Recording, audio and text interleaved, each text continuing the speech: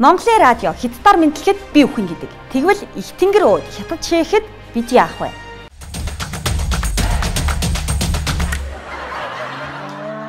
Шок мэдээ хошин тайван нэвтрүүлгийн 36 дахь дугаарыг хэлэхэд бэлэн боллоо. 50 гаруй насны Нима гэдэг эмэгтэй GS25-ын худалдагч охин 3 хилний хараалтай салаавч дунд хурууны үзүүлбэртэй худах шүүхтөө хүрсэн тавтаргүй танхаа явдал цахим сүлжээнд цахран хөөсрлөө. Ингэж юу хийх юм аа? Боловсрол судлалын холбооны тэргүүн хижээл насны эмэгтэй атал хүүхчигээ охиныг ЯПФ гэх хятад орос англи гаралтай хараал зүгтлэр шүшиж алчхан шүү гэж сүрдүүлж галавсаа хямаа хэрчээ зүсгэх хутгаа гартаа барин давшилсан боловсролгүй судлагтхан болов. Халаасандаа хямны хутагта боловсрол судлаач Монголд л байдаг. Эсвэл боловсрол судлал гэдэг төрийн бас байгууллагатай болохоос боловсрол судлаач гэхээсээ боловсролоо судлуулагч болж таарлаа. Алчхан шүү.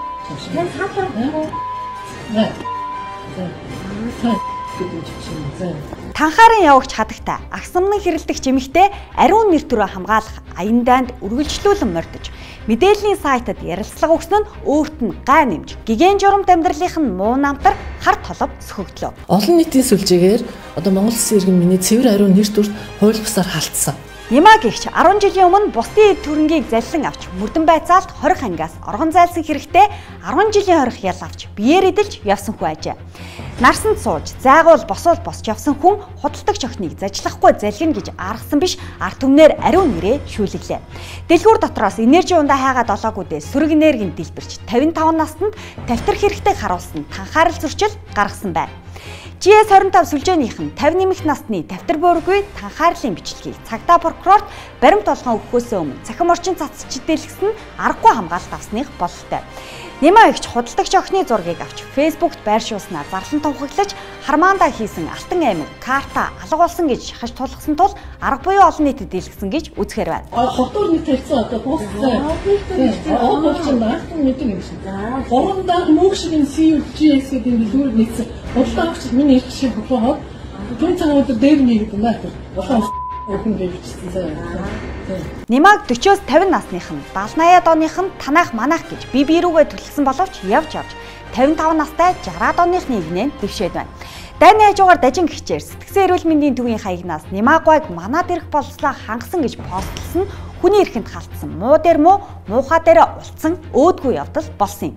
Сэтгцэн эрүүл мэндийн үндэсний төв цахим хуудасаа хакердуулан алдсан гэж тайлбарласан боловч муу үг модон улаатай гихчээр Нима гэдэг эмэгтэйг илэглэж шоолсон өөдгүй пост хүчтэй тархсан. Шинэ үеийнхэн өрөөл бусдад үйлчилж сурч байна. Харин Ахмад үеийнхэн өөрсдөө үйлчлүүлж сураагүй байна. Өмнөх нийгмийн үеийн очир дараалал дайрах, өсчин толгой тарихгүй чинь загнах, цэвэрлэгчин шүүрний модоор балбах, худалдагч нь өөдөөс бараагаа шийдэх мэтийн олиггүй дурсамж одооч тархиных нь хаанигтэй шигдсэн хിവэр байна. Бетон Гамбат нүүрс Ажиасүрэн гишүүнээр тоод сонгогчдынхаа тойг сөхөрч хөдөөгийн уул талаар хэрэнхийсч бетон явлаа. Бетон Гамба ботго гамбаа болж имижээ солих Барбадос төлөвлөгөө боловсруулжээ. Хөөхөн ботгоны хажууд хөл тавхаагаа хөдөө тийш нь дэлгэн хөрөг батяраа татуулав. Өвөр толгой гүрсэд Баруун аймгийн Батсайхан болсон гэдэг шиг Бетон Гамба ботго гамбаа болсон байна. Өөрийнхөө тараасан бетонуудын эдлэгээ хэрэглээтэй биеэр танилцсан гараар барьж нүдээр үзэж сонирхжээ. Тойрогдох бетонуудын өнөөгийн байдал хүртээмж хэрэглээ төлөв байдлын талаар газар дээр нь судалсан байна. Мөнгөний бодлогын хилцүүлэгт мөнгөний талаар бодлогоширдаг Ажиасүрэн бодлогоширнгүй дүр мөнгөлөг байдалтайгаар тойргоо тойрчээ. Мөнгөний бодлого хилцэх үеэр мань бүсгүй машид бодлогоширнгүй байдлаар Баян хонгорын малчтын хувийн арилжааны хаан банкнаас авсан зээлийн хүүг хөнгөлөх мөнгөний бодлого байх уу гэх бодлогын асуудалтыг мөнгөжүүлэн тавьсан удаатай. Баян хонгор аймгийн малчтын зээлийн төлөлтөнд уян хатан хандах тусгайлсан мөнгөний бодлого ийм боломж байгаа юу? Танин мэдхүүн дамжаанд суралцж байгаа Ажиасүрэн мөнгөний бодлого уу, бодлогын мөнгө гэдэг асуултын хариултыг хайсаар мөнгөний айхтар бодлогод ороогдоод байгаа. Ажиасүрэн гишүүний автоеврийн үндэсний төвийн албан тушаалтнуудад нүүрс тээврийн зөвшөөрөл худалдаж авахар $100,000 өгсөн гэх мөнгөний бодлогын хариу авилгатай тэнцэх газарт тайлагдж байгаа юм. Сонгуул хаяанд ирсэн тул тойргоо тойрсон, тойглож сүгдсэн, хэвийн бус боо мөнгө төгрөг, бетон сав, өвс тижэл, ор хүнжил хуцухан бэлгэлдэг өвлийн өгöd цасаа өгөхөд үнгүй бэлсгээ хавханд хавчуулсан өвлгийн эзэд айсв.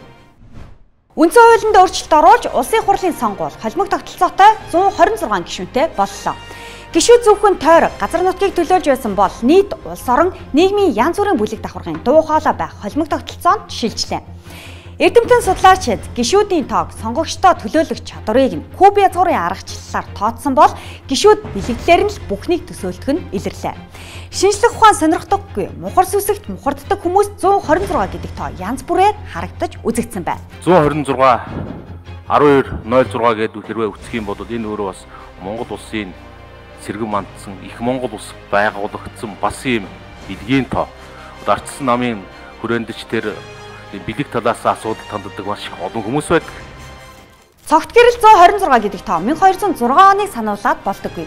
Ингээд 1206 онд Чингис их эзэн хаан болсон билүү арчилсан нам байгуулагдсан билүү гэдгийг ч холдож шутгалтаад байгаа юм. Тэр одоо улс орноо гэр орон гэж үзэж байгаа бол тэгээ 88 болгооч тий. Өннийхээ бэлэгдлэр гэж.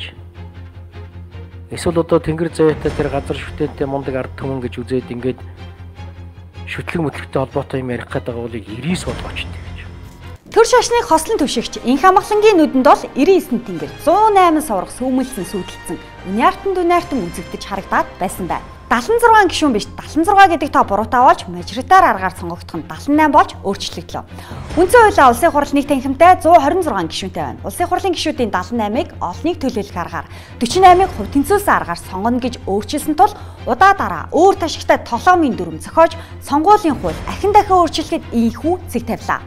Зөвхөн мөнгөтэй сонгогдох хэрэгтэй буюу нэг гишүүн дунджаар 1.5 тэрбум төгрөг зарлагдаг мажоритар арга дээр ийхүү мөнгө хаяггүйгээр сонгогдож болдог пропорционал аргыг нэмж холимог тогтолцоонд шилжлээ. Хоёр нангиа дээр монголчуудын эртнээс дархалсан богдхан уул төрийн засгийн хамгаалалттай их тэнгэрийн ам руу ичимдэг эрхтнээ гарган ирээ цэргүүгээр сар зогссон байна. Энэ хожоноос чи ингэ ерөнхийлөгчийн хашааныхын нүүдэн дээр ингэ шээгээ зогсдог болцсон юм байна. Монголын хуулийг жунгаа шээсээрээ зөрчсөн 2 хятадыг тус бүр 100000-аар торгожээ. 100000 төгрөг нь 25 юан бөгөөд жимбуда хідэн мантууны үнэтэй. Монголын радио хятадаар мэдлэхэд би үхэн гэдэг. Тэгвэл их тэнгэр өөд хятад шээхэд бид яах вэ? Монгол Ардын намын нарийн бичгийн даргаасан Батэнхийг Эрдэнэт медикал эмнэлэгт биеийн өвдөд хэвтэж байгаа юм уу гэтэл биеэрээ удирдах байгаа юм байна. Эмнэлэг твтээгүй, эмнэлэгт сууж байгаа юм байна. Хууль зааснаар бол эмч юм уу нийгмийн эрүүл мэндийн мэрэгжилтэй дор хаяж 10 жил цагаан өмөрөг өмсөн ажилласан багадаа 5 жилийн салбарт удирдах ажил хийсэн хүн байх ёстой. Батэнх босхийг нь даахгүй бүдрэх тул эмнэлгийн дээврээр нь ороод захирлынхын сандалд суучихсан юм байна. Эрдэнэ төлөвлөрийн захирал Яндонг, Яндаа ямбоо, Ярваа яазгүй, Яя томилгоогоо өтөр түргэн болиулахыг авилгатай тэмцэх газраас сануулсан байна. Улсын хурлын гишүүн Баяр сайхан найз охиноо яамны хэвлэлийн төлөөлөгчөөр томилоод гадагшаа сургууль явуулсан сайд агч байдаг. Боловсролын зээлийн сангийн мөнгөөр найз охиноо гадаадд сургасан хүн бол Батцуур гээд хүнчлэгийг сөхөж хөвгийг нь дэлгэсэн үг хэллээ. Тэр нэг найз охиндоо гэдэг та нэг жиргсэн. Тэр Батцуур сайд гэж ойлгож болох уу? Тэ ер нь мөн штэ. Ээлжид сайх самуун сайдаар тодорсон Батцуур Ницаах гэсэн биш юун гоё гэдэг шиг юм болов. Яамд хэвлэлийн төлөөлөгчөөр 2 эмэгтэй байсан. Сүүл сураг сонсоход уунгөрт илүү байдаг гэсэн.